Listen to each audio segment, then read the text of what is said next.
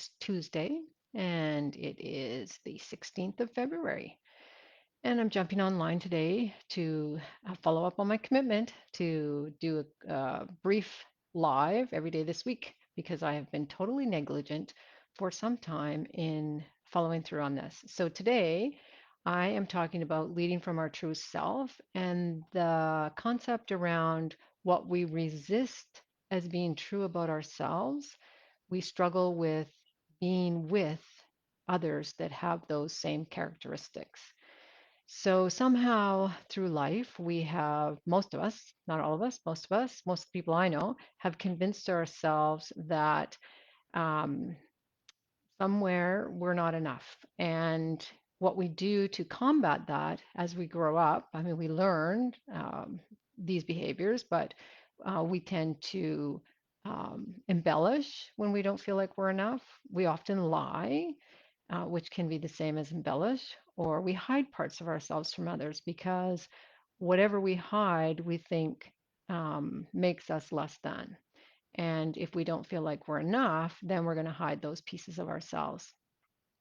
So it's a very hard way to live life. It's hard to constantly be pushing against what we think is diminishing. And so if you can't live and be true to yourself, it's going to show up throughout your life, and it's also going to interfere in our relationships with others. And as a leader, whether that be a leader of others or a leader in your own life, it's always going to be a barrier because you're always going to be not who you truly are. And we often think that what we try to hide from ourselves are the negatives, but that's not even always true. Like, it's whatever you think about yourself. If you think that you're stupid, you will live your life through that lens, and you will compare yourself with others who you think are smarter than you or more intelligent than you or more capable than you. And what I know is that um, that's a hard way to live, and it's also really self-punishing in that we are all far from perfect, and we spend so much of our lives trying and striving for perfection because, again, we learn that making mistakes is not good. We learn that when we compare ourselves with others, it tends to look either like we're better than or less than. We can never be just who we are and be with whatever shows up in other people. So, the point about leading other people when you can't be with who you are yourself is really problematic. For example, and I'll give you a real example from my life. Something that I've really struggled with over the course of my life is being with conflict, being with anger. I struggle with that. And so, what I know is that when I'm around people that are very confronting and especially if they have a lot of anger, my response to that is to disappear. My response is to diminish myself, to make myself smaller, to it's a survival mechanism, so it's to protect myself. But what in fact I know today is that I can't be with other people's anger or their conflict because I can't be with it myself. And so in the past, I would just judge people that were angry or people that were really powerful or people that, somehow I thought they had something that I didn't like. And what I know today is that what I didn't like in them, I don't like in myself. And so I used to often say, well, that's my value. I value integrity. And so I have no um, respect or time for people that um, don't stand in integrity. And of course, what I know today is that none of us, are perfectly integral. We all slip up. We all make mistakes. We all fall off what I like to call the integrity pedestal. But we learn and we're groomed to judge that. And as a leader, if I'm judging people for making mistakes, if I'm judging people for laziness, because I have no tolerance for laziness within myself, therefore I'm going to have very little to zero tolerance of that in others. then I'm not going to be able to be open to them, to serve them, to help them as a leader in their lives because I'm too busy judging them. And when I'm in judgment, I'm closed, I'm not listening, I'm not hearing, and I'm certainly not serving them. So, as a leader, recognizing what I have no tolerance for within myself is critically important because what I tell myself is that I don't have those qualities, and what I know is that I definitely do have those qualities. And if I'm really, really resistant to something in you, I can guarantee you I'm doubled down on that myself. So in the past, I would say I never had that quality. And that's why I would be so passionate against somebody who had that quality.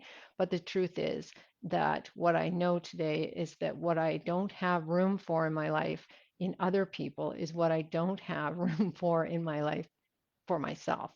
So I think that, somebody who comes from a place of really pushing back against perfectionism. Even today, I struggle with that. I'm much more tolerant than I used to be, and certainly way more tolerant in others. Because I know intellectually there is no such thing as perfection. It's totally subjective. And yet, I was groomed and groomed and groomed in a sport where nothing was ever good enough, nothing.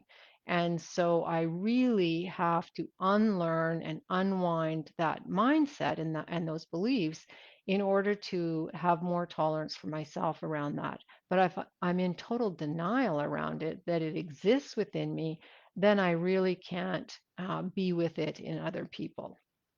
And so this is something that really I have to say I have only learned in the last few years of my life. And I wish that I had come to recognize this or learn this sooner in my life, but that's my life. And I can say I wasn't supposed to learn it before now. I don't know if that's true, but what I do know is that, um, having this kind of awareness and this internal knowledge has helped me be far more compassionate towards other people, far more forgiving, and also like much less judgmental. So, where I still need to work really hard is sometimes being less judgmental with myself.